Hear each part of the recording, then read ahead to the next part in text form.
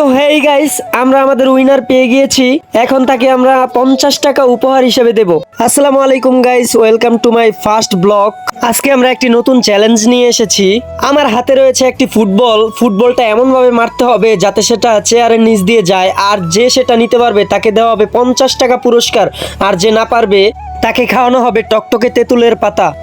তো বন্ধুরা, এই হলো পার্টিসিপেন্ট। এই তিনজনের মধ্যে যে এই ফুটবলটা চেয়ারের নিচ দিয়ে নিতে পারবে সে পাবে 50 টাকা পুরস্কার। নিয়মটা হচ্ছে এই বলটা এই চেয়ারের নিচ দিয়ে নিতে হবে।